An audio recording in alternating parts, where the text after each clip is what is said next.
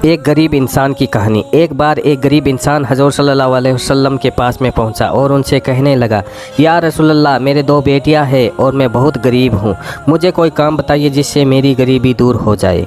आप हज़रत सल्लल्लाहु अलैहि वसल्लम ने उस शख्स से फरमाया, आप निकाह करो। तो उस शख्स ने निकाह कर ली।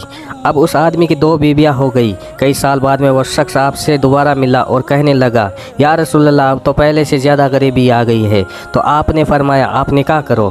तो उस शख्स ने तीसरी निकाह कर ली। अब कई साल गुजर गए। उस शख्स के 3 बीबी और 12 बच्चे हो गए और वो शख्स फटे हुए लिबास पहने आप रसूलुल्लाह सल्लल्लाहु अलैहि वसल्लम के पास में पहुँचे।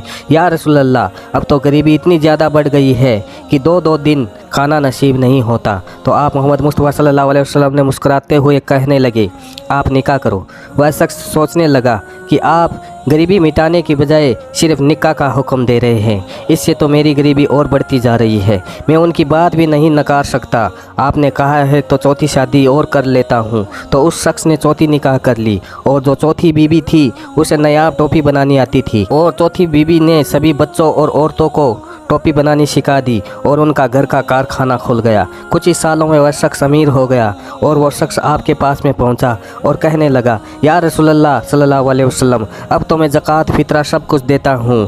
आपको जब मालूम था कि चौथी बीबी को टोपी बनानी आती है तो आपने मुझे पहले क्यों नहीं बताया। तो आप मोहम्मद मुस्तफ़ा सल्लल्लाहु अलैहि वसल्लम ने फरमाया कि अगर मैं तुझे चौथी बीबी के बारे में बता देता कि उसे टोपी बनानी आती है तो इतने घर के कारीगर कहाँ से लाते तुम।